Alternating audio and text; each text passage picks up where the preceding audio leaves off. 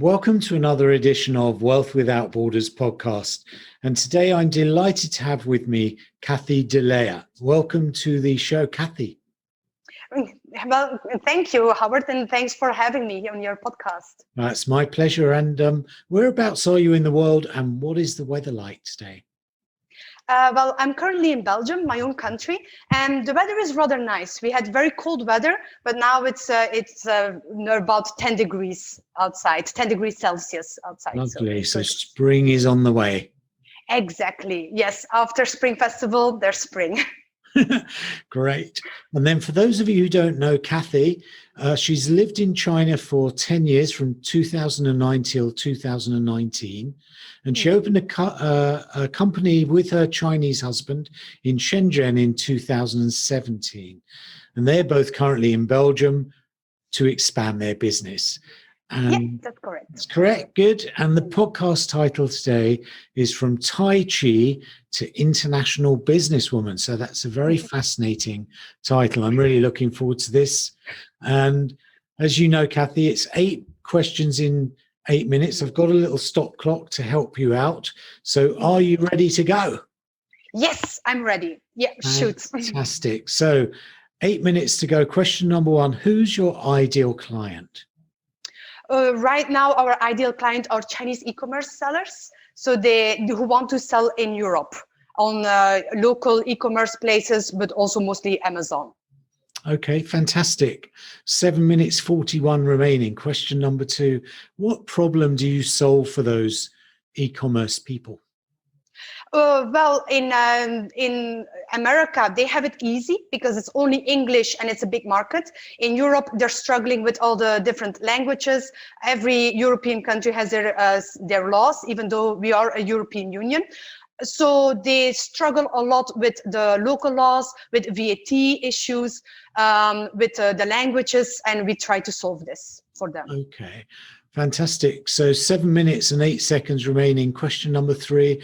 What are the typical symptoms that people struggling with these language barriers and tax difficulties experience with that problem? A lot of Chinese here in Europe, they have difficulties because, first of all, they don't understand the VAT. They don't know how serious it is. Like in China, you can kind of evade taxes, or you don't have to pay them immediately. Here in Europe, you have to pay them immediately. So then if they don't pay, they can be banned even from countries. So we have some Chinese who are banned from several countries in Europe already.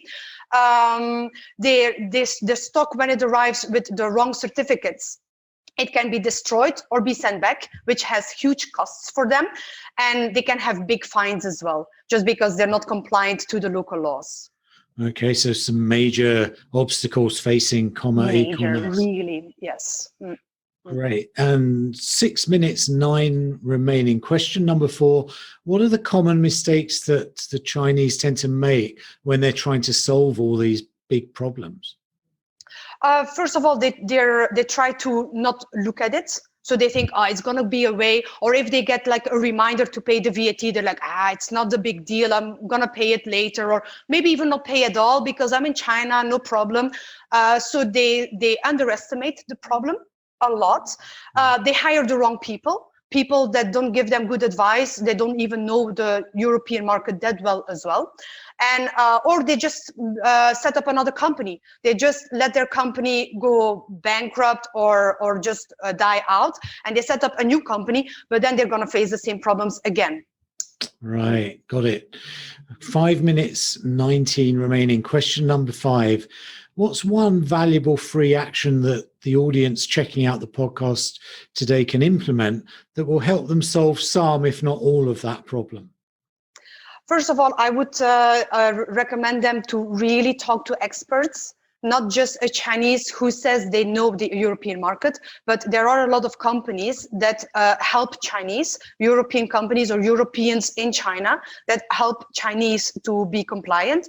And also, just go to webinars. You have a lot of webinars now, or before you had a lot of events where Europeans would tell how to sell on Amazon or how to be compliant in Europe. I would really recommend to go to these things. It can save a lot of money.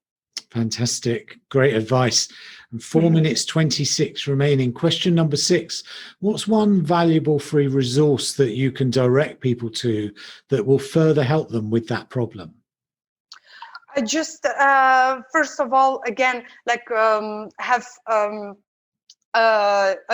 expert in Europe to talk to, and this can be free advice. Like at the beginning, like later you can pay for their services, but at first you can get some free advice, webinars, the internet. I know that Google is blocked in China, but just get a VPN, go on Google, search how to sell in Europe. Okay, great. 3 minutes 45 remaining. Question number 7. What concept or book or program or talk has been most impactful in your own experience? For me, it's not really about business, but it's more about personal development. So I've been following Tony Robbins a lot. I went to the UPW of him in Singapore. I went to the Millionaire Mind of Harv Eker as well. And so all these books of these people to help me really create a big mindset on how to create a successful business. And of course, Napoleon Hill, Think and Grow Rich, all these things. And the main thing is just then believe that you can create a successful business. Right. So a lot of mindset work that you've done, clearly paying off with your successful business. Okay, and just well, there's 2 minutes 50 remaining. So what's the one question I should have asked you that you feel would give great value to people listening that I didn't ask? It's about mindset. How do you change your mindset? Because I was like literally a backpacker. I was in China to study Kung Fu and Tai Chi, not thinking about business and everything, not even thinking about money. And of course, you need to live. So then I was like, okay, how can I get money? And how can I do something with the knowledge that I have?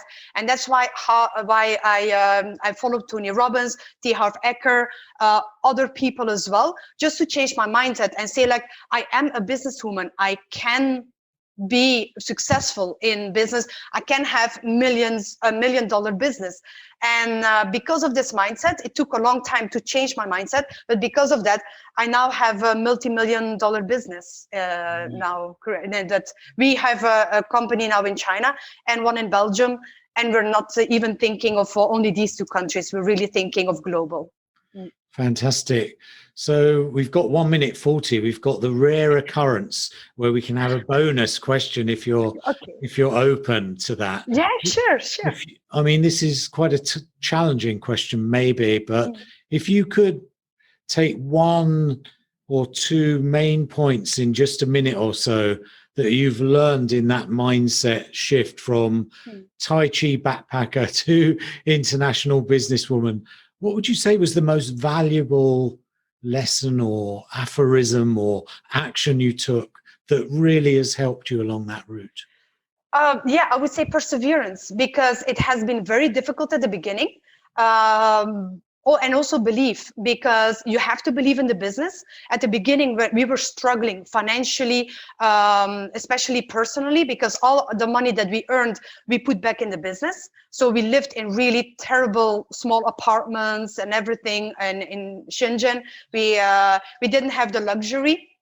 And then I was just like, just keep on believing in the business and keep on persevering, keep on being there for the business and knowing that it's going to be a multi-million-dollar business, even though at the beginning we didn't have money at all. So that was hard, but it pays off in the end.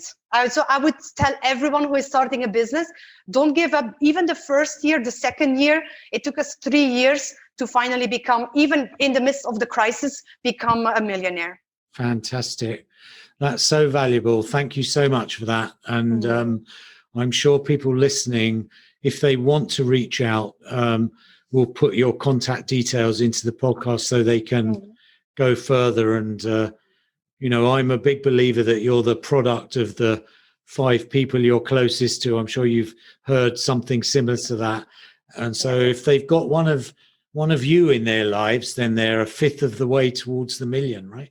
Yeah, yeah. And I would love to help people, because when I was struggling, I was looking to reach out to people who could help me in getting the right mindset and in getting through this hard period. So I would love to help others. Oh, that's so generous of you. Thank you so much, Kathy, for packing in loads of value. An extra bonus question for our listeners. And it was a pleasure to have you on the podcast. Thank you so much, Howard, for having me. Many thanks for checking out Wealth Without Borders podcast. I'd love you to head over to iTunes, subscribe, and leave us a review. And if you'd be kind enough to do that, I would really appreciate it. And then if you want to know more about what I do, check out wealthwithoutborders.net.